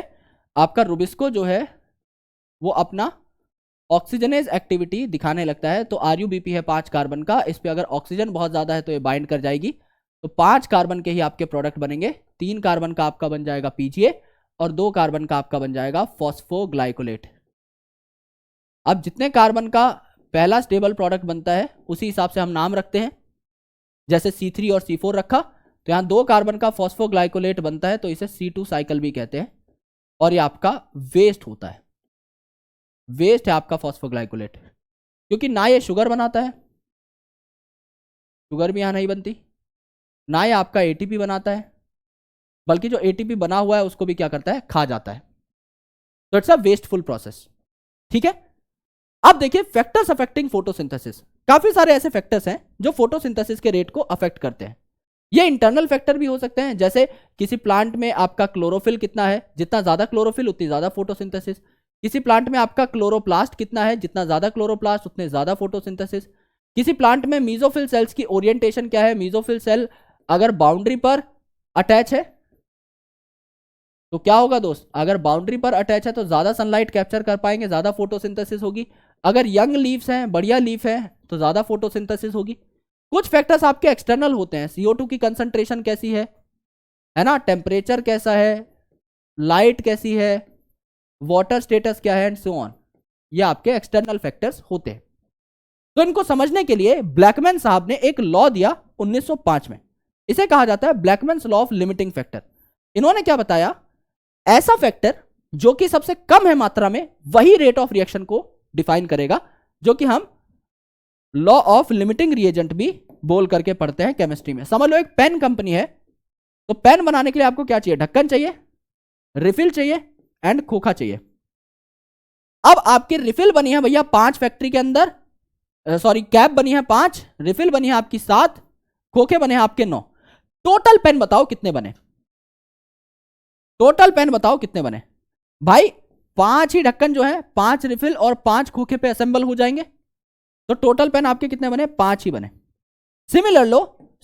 सिमिलरली आपका यहां पर देखो क्या हुआ, 7 रिफिल बन गई या 7 कैप बन गई, 7 ही आपकी रिफिल है और 3 आपके खोखे हैं इस बार। तो सबसे मिनिमम क्या है, खोखे। तो 3 खोखे जो है इन पे आप 3 कैप और रिफिल लगाओगे, टोटल पेन आपके 3 ही बनेंगे। एंड लास्ट केस हम लोग देखते हैं कि आपके 11 जो है आपकी कैप है, रिफिल आपकी 15 है और 3 आपके यहां पर खोखे हैं, तो मिनिमम आपका खोखा ही है, तो इतने ही टोटल पेन आपको देखने को मिलेंगे। यानी जिसकी मिनिमम क्वांटिटी है, सिंपल सी बात है, जिसकी मिनिमम क्वांटिटी है ये डिसाइड करेगा कि आपके टोटल पेन कितने बने। और इसको आप बढ़ा दोगे तो एक्चुअल जो आउटकम है वो भी बढ़ जाएगा। जैसे कैप का नंबर आप 5 से 6 करो, still it is the minimum number, तो टोटल पेन भी 5 से 6 हो जाएंगे। यहां आप 3 की जगह 4 कर दो खोखे, तो रिजल्ट भी 4 हो जाएगा। 5 कर दो, रिजल्ट भी 5 हो जाएगा। 6 कर दो, रिजल्ट भी 6 हो जाएगा। यहां 4 कर दो, 5 कर दो, 6 कर दो, 7 कर दो, 8 कर दो, 9 कर दो, 10 कर दो, रिजल्ट उतना ही बढ़ता जाएगा। यानी इस मिनिमम वाले पे डिपेंड कर रहा है, इस लिमिटिंग फैक्टर पर डिपेंड कर रहा है ओवरऑल रिजल्ट। ठीक है, अब लाइट देखो, लाइट एक बहुत इंपॉर्टेंट चीज है और यहां पर सबसे खास चीज जो हमें पढ़नी होती है वो है intensity of light, intensity of light and rate of photosynthesis. तो समझ लो यहां पर रेट ऑफ फोटोसिंथेसिस है, यहां पर लाइट की इंटेंसिटी है। तो इनिशियली अगर आप देखोगे तो इंटेंसिटी जैसे जैसे बढ़ाओगे रेट ऑफ फोटोसिंथेसिस बढ़ेगा। एक टाइम के बाद आप इंटेंसिटी बढ़ाते रहो, रेट ऑफ फोटोसिंथेसिस आपका नहीं बढ़ेगा, क्योंकि लाइट तो आप बढ़ा रहे हो, बाकी फैक्टर तो लिमिटिंग हो जाएंगे ना दोस्त। तो एक टाइम के बाद नहीं बढ़ेगा आपका रेट ऑफ फोटोसिंथेसिस। बहुत ज्यादा इंटेंसिटी बढ़ाओगे तो क्लोरोफिल के मॉलिक्यूल डिग्रेड होना स्टार्ट हो जाएंगे, एक टाइम के बाद आपका रेट ऑफ फोटोसिंथेसिस गिरना जरूर स्टार्ट हो जाएगा। और जितनी भी लाइट अर्थ पे आती है उसका 10% भी मिल जाए एक प्लांट को तो भी मौज है। इसीलिए सनलाइट एक लिमिटिंग फैक्टर यूजुअली नहीं होती, सबसे कम नहीं होता ये फैक्टर। कुछ ऐसे प्लांट है जहां सनलाइट नहीं पहुंच रही तो अलग बात है, अदरवाइज नॉर्मल केसेस में it is not a limiting factor. Then देखते हैं CO2 कंसंट्रेशन। CO2 कंसंट्रेशन आपको पता है एटमॉस्फेयर में काफी कम है, तो ये लिमिटिंग फैक्टर हो सकता है। जैसे अगर आप देखोगे 0.03 to 0.04% आपका एटमॉस्फेयर में CO2 पाया जाता है। ठीक है, अगर आप इसको इंक्रीज करते हो तो 0.05%, तो आपका फोटोसिंथेसिस का जो रेट है ये भी आपका क्या होगा, बढ़ेगा। इससे ज्यादा अगर आप करोगे तो फिर रेट नहीं बढ़ेगा, क्योंकि बाकी फैक्टर्स आपके इसको लिमिट करना स्टार्ट कर देंगे। राइट, C4 प्लांट्स को थोड़ी कम CO2 भी मिले एनवायरमेंट में तो भी ठीक है, 360 माइक्रोलीटर पर लीटर। क्यों? क्योंकि वो इसे स्टोर कर सकता है, तो उसको कम भी मिलेगी तो भी वो गुजारा कर लेगा, क्योंकि वो खुद बहुत स्मार्ट है। और C3 प्लांट जो है इतना स्मार्ट नहीं है, तो इसीलिए इसे ज्यादा CO2 की आवश्यकता पड़ती है। बेल पेपर और टमाटो जैसे जो प्लांट है वो यहां पर उगाए जाते हैं ग्रीन हाउस चैम्बर्स के अंदर, CO2 की मात्रा को बढ़ा करके, टेम्परेचर को थोड़ा सा बढ़ा करके, जिससे कि उनकी प्रोडक्शन बढ़ सके। टेम्परेचर जो है ये आपका यूजुअली एंजाइमेटिक रिएक्शंस को हैम्पर करता है, और आपको पता है भाई लाइट और डार्क रिएक्शन में से एंजाइमेटिक रिएक्शंस कौन से हैं, डार्क रिएक्शंस। रूबिस्को, पेप्टेज, काफी सारे एंजाइम यहां पर काम करते हैं। तो डार्क रिएक्शन जो है यहां पर सीधा सीधा एंजाइम की activity optimum temperature, optimum pH पर डिपेंड करती है, इसीलिए टेम्परेचर काफी इंपॉर्टेंट फैक्टर है। वाटर जो है ये तो आपका एक रिएक्टेंट है, ये तो आपका पर्टिकुलरली आपके रिएक्शन के अंदर आ रहा है। हम क्या बोलते हैं, वाटर प्लस CO2 क्या बना लेगा आपका C6H12O6 प्लस O2। वाटर तो यहां पर साक्षात एज अ रिएक्टेंट मौजूद है, लेकिन इसके अलावा भी वाटर के अलग रोल है। अगर वाटर किसी प्लांट के अंदर कम हुआ तो प्लांट वाटर को बचाने की कोशिश करेगा, सेव करने की कोशिश करेगा, और स्टोमेटा कर लेगा बंद। अब स्टोमेटा बंद हो गए तो CO2 अंदर आ ही नहीं पाएगी बंद स्टोमेटा में। तो कई बार वाटर की कमी की वजह से CO2 की भी कमी हो जाती है। एंड वाटर अगर कम है तो water is the main medium जहां पर सारे के सारे केमिकल रिएक्शंस और मेटाबॉलिक रिएक्शंस होते हैं। अगर वाटर कम है तो मेटाबॉलिज्म बूस्ट नहीं हो पाएगा, सारे के सारे सेल्स जो अपनी टर्जिडिटी को लूज कर देंगे। तो दिस वाज अबाउट फोटोसिंथेसिस। यार इतना बड़ा चैप्टर था, लेकिन फिर भी इसे थोड़ा सा कंसोलिडेट किया है हमने थोड़े कम में। हमारी कितनी स्लाइड्स लगी, एक, जहां पर मेजरली स्लाइड खाली ही है तो आप इसको भर सकते हो। एक स्लाइड लगी, 2 स्लाइड, 3, जहां पर एक जगह सिर्फ एक फोटो ही है, 4 एंड एक इंट्रोडक्टरी, आई गेस 5 स्लाइड्स के अंदर आपका ये टॉपिक खत्म हो गया। सबसे ज्यादा हरी भरी स्लाइड है ये, है ना। देन दिस इज बहुत धीमे धीमे से इसको लिखा हुआ है, बहुत ढीला ढीला है। इसमें you can add some more diagrams also. ये तो एक डायग्राम एक पूरे के पूरे पेज को कवर कर रहा है ना। एंड देन आपका C3 C4 ये तो डिजर्व करता है एक पेज, क्योंकि क्वेश्चन यहीं से आएगा। एंड ये वाला जो है थोड़ा सा आप क्रिस्प कर सकते हैं, और तो 3-4 स्लाइड के अंदर आपका काम खत्म हो सकता है, क्योंकि मुझे समझाना है भाई, मुझे आपको पढ़ाना है। दैट्स वाई मैं इस तरीके से चीजों को अरेंज करके लेके आया हूं। अगर मुझे खुद पढ़ना होता, अगर मुझे इस चैप्टर के नोट्स बनाने हैं, तो आई गेस एक शीट जो है उसका एक साइड बहुत है, ज्यादा से ज्यादा उसका पीछे वाला साइड, एक शीट से ज्यादा, एक पन्ने से ज्यादा इस चैप्टर में मैं नहीं लगाता ऑनेस्टली। तो अगर आप इसको एनसीईआरटी से पढ़ चुके हो, अगर आप इसको मेरे लेक्चर से पढ़ चुके हो, and then you are making a mind map और then you are making some sort of revision notes, it shouldn't take more than a sheet. Otherwise आप नोट नहीं बना रहे हो, आप पूरी की पूरी किताब को लिख रहे हो, और पूरी की पूरी किताब को लिखना एक घोर पाप है, क्योंकि रिवीजन के टाइम पे it will take same time जितना कि आपको किताब पढ़ने में लगता। तो आपने लिखने में अपना 10 गुना टाइम वेस्ट ही किया है। आप एक पन्ने को पढ़ने में अगर 1 मिनट लगाते हो, 2 मिनट लगाते हो, तो आप उस पन्ने को लिखने में 10 मिनट 20 मिनट लगाओगे, यानी आपने अपना 10 गुना टाइम वेस्ट कर दिया है। अगर आप नोट्स बनाने में अपने टाइम को इन्वेस्ट करते हो, तो सिंपल सी बात है मेरे दोस्त, इन्वेस्टमेंट का मतलब यह रहता है आगे आपको उस चीज का रिटर्न भी मिले। अगर आज आप एक चैप्टर के नोट्स बनाने में 10 घंटे लगा देते हो, तो आप 10 बार रिवीजन करके उन 10 घंटों को इक्वेट कर दोगे, बचा लोगे। लेकिन अगर आपने 10 घंटे लगा करके नोट्स बनाए और वो उतने ही आपने पोथी भर दी जितनी किताब में लिखी हुई थी, तो आप उसे रिवीजन करते टाइम भी वही सेम 10-10 घंटे बार बार गवाओगे, एंड इट इज अ मूर्ख स्ट्रेटजी। इसीलिए नोट्स क्रिस्प होने चाहिए, कंसाइज होने चाहिए, 1 पेजर होने चाहिए मैक्स टू मैक्स। कोई चैप्टर है जैसे molecular inheritance, molecular basis of inheritance, ज्यादा से ज्यादा उसमें आप 3-4 पेज ले सकते हो, दोनों साइड इंक्लूड करके, यानी हद से हद 7-8 page. This is maximum for biology. इससे ज्यादा मुझे नहीं लगता कि कोई चैप्टर डिजर्व करता है, क्योंकि वहां पर भी काफी सारे कंक्रीट कंसेप्ट्स हैं। डीएनए रेप्लिकेशन है, लैक ऑपरॉन है, आपका डीएनए फिंगरप्रिंटिंग है, and there are many concepts. तो वहां पे आप इससे कम में काम नहीं चला सकते। लेकिन when it comes to mineral nutrition, मैंने आपको 4 स्लाइड्स में पूरा का पूरा चैप्टर पढ़ाया था। आप एक पन्ने के अंदर, उसकी एक साइड के अंदर मिनरल न्यूट्रिशन पूरा पढ़ सकते हो। सेम चीज है आपकी अलग अलग छोटे छोटे टॉपिक्स के लिए, जैसे reproduction in organisms, the living world. इसमें आपको बहुत ज्यादा टाइम नहीं लगना चाहिए दोस्त, एक शीट काम खत्म, दैट्स इट। सिंपल सी बात है। इससे ज्यादा अगर आप लगा रहे हो, you are wasting your time. उससे अच्छा किताब को पढ़ लो। There are 2 different strategies. The very first strategy is to make notes, the second one strategy is to mark your book. तो आप बुक मार्क करके पढ़ लो।